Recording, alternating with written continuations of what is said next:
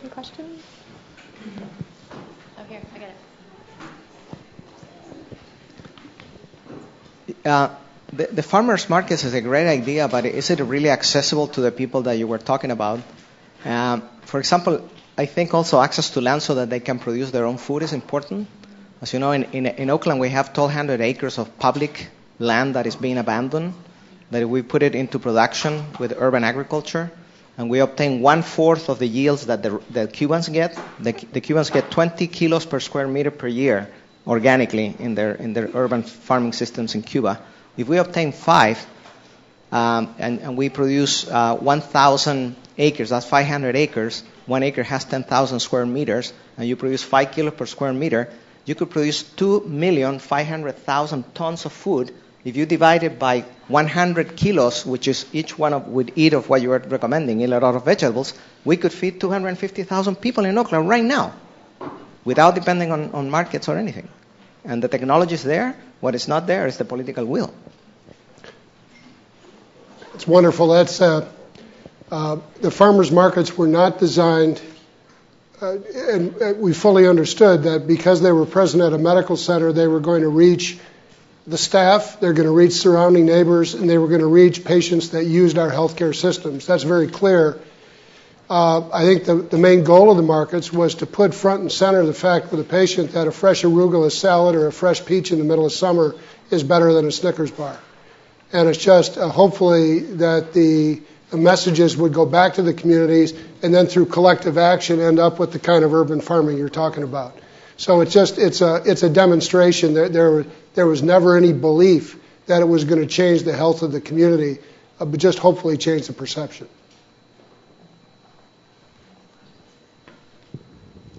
Really interesting presentations. I have a question about taste and changing tastes. I'm doing a study now in Madagascar trying to increase dietary diversity, and we have a wide range of cooking demonstrations and trying to increase food availability, but there's a real resistance because there's so much focus on rice in the culture, and there's not as much interest in just simply not interested in the different tastes. And I'm just curious if, I'm sure you've had tackled this issue too in terms of cooking demonstrations and saying, hey, try the arugula, try the peaches. You might, it's a different kind of taste than a Snickers bar, but how do you get past that? What might be a hurdle?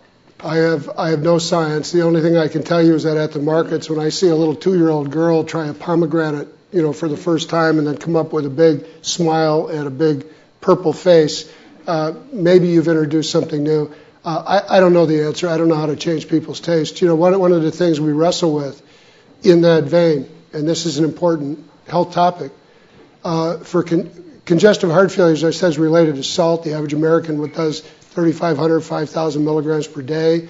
You ought to have 1,500 or 2,000 max.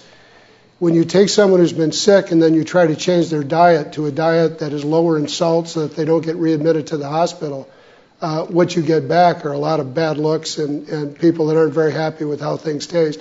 And what I'm told by dietitians and nutritionists is it takes about 6 to 8 weeks of a new diet to change your perception and to begin to re-educate the taste buds.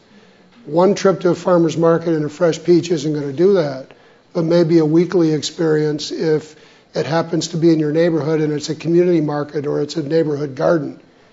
Maybe it is over the course of a summer. You can chart a new path.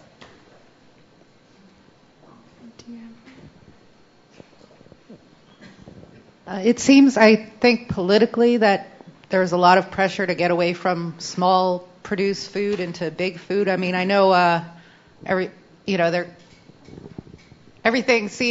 everybody's so afraid of germs and bugs and stuff that things are getting produced on a mass scale. I mean, my farmer's market used to sell chickens, live chickens, and they don't do anything. They stop not that I'm going to eat that anyway, but you can hardly get fresh food anymore. That's I don't know. I guess I don't know what my point is here, but it seems politically we're getting away from cooking and everything and doing anything food-wise for ourselves. Right, and that's it's a big struggle that an organization like the Community Alliance with Family Farmers takes on head-on about food safety of the small and mid-sized grower as opposed to the big industrial farm where it's basically a sterilized earth policy. But to to help bring and support at least small and mid-sized farmers to help them survive economically. There are some collaborative efforts going on in the hospital system. You were talking about collectivism, bringing people together. We brought together 9 hospital systems in the Bay Area, and soon we hope to bring together about 30 in LA to collectively use their purchasing power for the fresh fruits and vegetables that they need for their hospitals, for us to be able to go out and work through the distributors like Cisco and US Foods and others to partner and to be sure that we have traceable, good, local, sustainably produced food on into the hospital level. So it's so if you don't mind me commenting on that demand coming from the people, from consumers, and from institutions can really help to shape what happens in production processes, I think. I mean, one of the challenges we face was with the Food Safety Modernization Act, which is under discussion right now, is that's even putting more pressure on producers to do more sterilization, more reduction of diversity. So that's a really important issue that's under discussion right now, and it's an area of policy where we need more consumer awareness, more engagement of researchers, science, and policy. And I know some people are working on that here, but there's other researchers also, because there's been some progress in integrating more diversity into farming. But as you know, after the spinach scare, after a few years ago, that effort to get more diversity into farming systems was really reversed as policymakers wanted to get rid of things that attracted animals, and which were considered, were considered the main source of E. coli and other bacteria. So anyway, it's a big challenge to find that balance of of enabling a diverse and healthy food system that's safe, but not, safety doesn't mean reducing the diversity or imposing these kinds of food policy standards that can really create some really very serious problems. I had a question for Dr. Marion. It's over here. Hey, Preston. Hi. So I was struck by the how much more it costs to treat a patient with diabetes than a patient without diabetes. I assume that's true for people with heart disease and other diet-related issues. And so, I think it's fair to say that the food and beverage industry is responsible for a lot of that, and you guys are paying the costs of that, which I'm guessing you're passing on, as premiums to your members. Just out of curiosity, have you guys ever approached industry to talk about trying to level the playing field and have them take a little bit more responsibility for these increased costs? I don't know. I do know that at a policy level for Kaiser Permanente, there are people at the national level and also at more of a policy level here in our region that work with big companies on issues like that, but I don't know any of the detail. Again, I'm very much in the weeds kind of guy, and that's where I've chosen to stay. Yeah, I'm not familiar with efforts like that either, but it seems like it would be a really good idea. I mean, especially because there's more and more awareness of these issues in the medical arena. I mean, I think many of us here know that, in fact, I'm sure you've had the experience where several years ago, or 10 or 20 years ago, physicians and hospitals didn't talk about nutrition and food access very much at all. So it's now become at least acceptable.